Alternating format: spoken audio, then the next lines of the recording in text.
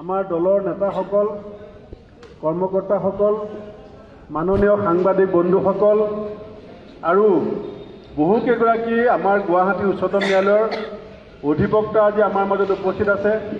মই সকলোকে পোনপ্ৰথমে আদৰণি জনাইছোঁ। মই আজি ঘোষণা কৰিবলৈ পাই অত্যন্ত সুখী যে অসমৰ সামাজিক জীৱনত, ৰাজনৈতিক জীৱনত আৰু ন্যায়িক জীৱনত এগৰাকী অতি পৰিচিত ব্যক্তি, গুৱাহাটী উচ্চতম ন্যায়ালয়ৰ এগৰাকী অন্যতম জ্যেষ্ঠ অধিবক্তা আৰু অসমৰ দুটা ৰাজনৈতিক দলৰ জন্মলগ্নৰ লগত জড়িত UMFৰ প্ৰতিষ্ঠাপক সভাপতি আছিলে, AIUDFৰ জন্ম যিটো গৃহত হৈছিলে, যাৰ ঘৰত AIUDF দলটো জন্ম হৈছিলে আৰু যিজন ব্যক্তি AIUDF দলৰ জন্মলগ্নত কাৰ্যকৰী সভাপতি আছিলে আৰু 5খন ৰাজ্যত তেখেতে বাৰ কাউন্সিলৰ এগৰাকী ইলেক্টেড নেতা হিচাপেও, চেয়াৰমেন হিচাপেও অধিবক্তাসকলৰ মাজত আজি আমি দললৈ আদৰণি জনাব বিচাৰিছোঁ আৰু অসম প্ৰদেশ কংগ্ৰেছ কমিটিৰ হৈ তথা আমাৰ কংগ্ৰেছ দলৰ হৈ আমাৰ নেতা শ্ৰীযুত জিতেন্দ্ৰ সিং ডাঙৰীয়াই এখন আমাৰ দলৰ মাফলাৰে তেখেতক আদৰণি জনাব।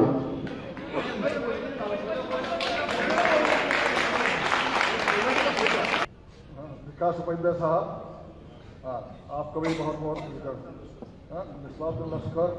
वो मैं स्टूडेंट भी कह सकता हूँ, कुछ भी कह सकता हूँ लॉ कॉलेज में। तो मैं बेसी कथा ना आप समझिए, आसानी में कहूँ ना उर्दू बोले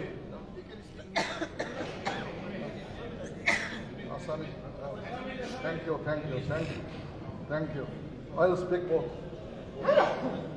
So basically, I congratulate and offer my thanks to Jitendra Singh ji, Satya ji, Vikas Upadhyay ji, and others.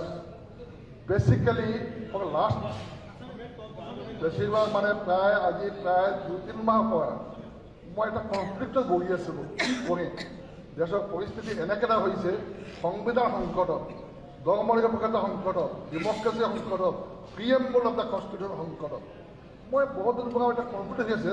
14 মাহটো আছেই অফ প্লেট। মই যিটো দেখিলোঁ কি কৰিম, আমি এনেকৈ চাইলেণ্ট থাকিম, আমিতো বেলেগ কাম কৰি আছোঁ। মই আছাম চিভিল ছ'চাইটি বুলি এটা আছে, সেইটো মই চেয়াৰমেন হওঁ। ডাক্তৰ হীৰেণ গোহাঁই, আমাৰ প্ৰফেচাৰ অশোক বৰুৱা, নাগৰিক সমাজ, সেইটোৰ লগত মই জড়িত, আমি কাম কৰি আছোঁ। আমি দেখিলোঁ এইটোতো ছ'চিয়েল এটা অৰ্গেনাইজেশ্যন, NGOৰ নিচিনাই হয়। গতিকে যদি মই কিবা কণ্ট্ৰিবিউট কৰিব লগা হয় effectively, I should join political party. So that was my দেখিলোঁ মই এতিয়া কিমান যে চাইলেণ্ট থাকিম, মানে আইল বি কি কম, মানে উপকাৰে মোক মাফ নকৰিব যদি চাইলেণ্ট থাকোঁ। এতিয়া আইনৰ ছাত্ৰ হিচাপে যিটো আমাৰ জিতেন্দ্ৰ সিং যে ক'লে এনেকুৱা প্ৰয়োজন হৈছে, বিশেষ কৰি আজি 2-3 দিনৰ আগত যিটো MP লোকসভা ৰাজ্যসভা যিটো কৰিলে, যিটো অট'ক্ৰেটিক ডিক্টেটৰশ্বিপ স্পীকাৰ যিটো নিৰপেক্ষ থাকিব লাগে, what they have done, it is anti-democracy. Basically, Congress is for protection of democracy and BJP is for destruction of democracy, destruction of secularism, destruction of framework. So basically, this conflict which was in my mind, what should I do? So naturally, my চিন্তা কৰিলোঁ যে I should contribute something, whatever way it is possible. Social service আমি কৰি আছোঁ, নাগৰিক সমাজ কৰি আছোঁ, ভাৰত যুৱ আন্দোলনৰ লগত আমি জড়িত আছিলোঁ, ভাৰত যুৱ অভিযান হিচাপে আমি এতিয়াও কৰি আছোঁ, এক কেইদিন আগত কৰিছোঁ, সেইটো আমি কৰি আছোঁ। We are very much with you.